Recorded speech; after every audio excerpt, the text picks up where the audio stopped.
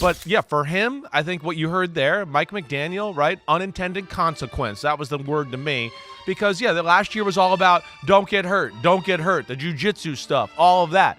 But obviously with that and the strength, right, the weight went up. And we saw that. And I think what, a lot of people kind of lose sight of sometimes where Tua has incredible feet, right, in the pocket. We've talked about that before. The Miami Dolphins have built up the fastest and arguably most unstoppable offense in the NFL over the past few years, and it just seems like this team is finally ready to explode and break records after a few more offseason moves through the draft and free agency. In this video, I'm going to talk about why I think the Dolphins will have the best offense in the league, what additions I like that they made, any recent news, and just the overall outlook for the season. But before I begin, I would really appreciate it if you would drop a like and subscribe. It only takes 5 seconds, plus you can always change your mind. We are on the road to 30k subscribers, and with your support, I truly believe we can get there super fast. So, when I look at the Dolphins roster, specifically on offense, I see two of the fastest receivers in the league in Tyreke Hill and Jalen Waddle, and then behind them is now Odell Beckham Jr., who could thrive in that wide receiver 3 role. Yes, I know he may be washed, but really, he's even the 4th option with Jonnu Smith at tight end. And defenses also will have to worry about the fast running game with Raheem Mostert and Devon Achane. The Dolphins offense put up unreal numbers last season as a unit, and this year I expect to be no different. Really, the thing that has bit this team in the butt is that they play in 90+ degree weather all year, and then in the postseason, they will get stuck traveling to Kansas City in the playoffs in the freezing cold. So I think the most important part of this upcoming season is to win as much as possible to secure home field advantage throughout the playoffs.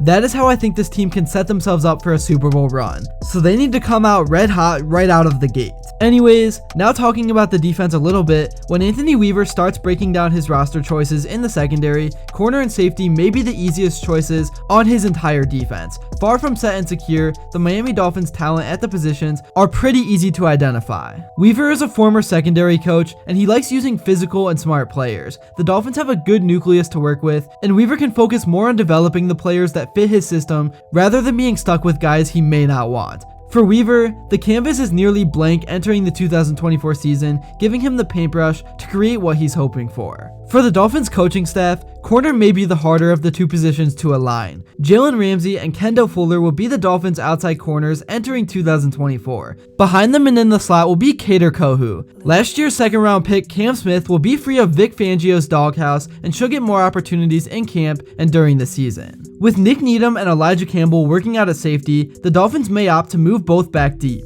freeing up others to make the team. Ethan Bonner, an undrafted rookie Storm Duck, will be watched closely throughout camp, while veteran Siran Neal should have no problem making the roster with 7 seasons under his belt. Miami's secondary isn't deep beyond Ramsey, Fuller, Kohou, and Neal. If they move Needham or Campbell back to corner, it will help. Smith and Duck are unknowns, but have potential.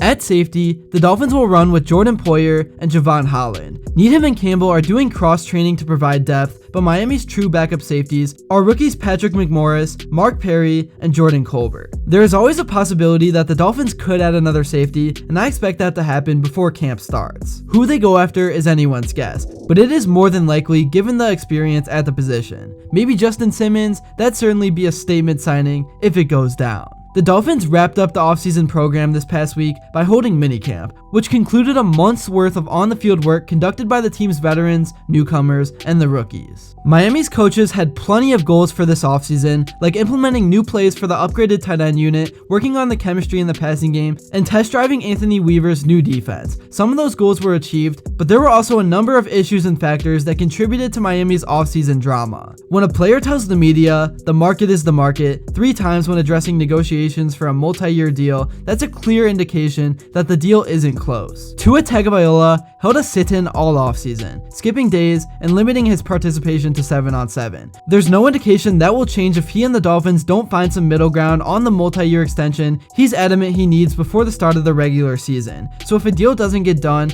it could impact the offense's development. But I do think everything will get figured out at some point. Jalen Phillips, Bradley Chubb, and Cameron Good are all attempting to have miraculous returns from injuries that typically require 9 to 12 months of rehabilitation. The safe bet is that they will all begin training camp on the physically unable to perform list and will be brought back slowly with the goal of being active for the start of the regular season in September. But the Dolphins typically take a cautious approach with injured players, especially athletes as important as the team's 2 starting pass rushers in Phillips and Chubb. So don't be alarmed if they remain on the PUP list for the first 4 games before being cleared to return to the field. Anyways, another big thing the Dolphins have had to and still have to deal with is paying their receivers, because receivers are getting paid this offseason. And Hill's basically holding his hand out, seeking an extension on the 4-year, $120 million extension he signed in 2022 after being acquired in a trade with Kansas City. Hill will earn $20 million this season if he achieves all his bonuses, and this is the final year of his deal that's guaranteed. Next season, he's expected to earn $21.9 million, which falls significantly short of what Justin Jefferson is averaging with $28.4 million. He's likely seeking a 2-year extension that guarantees him $60+ million.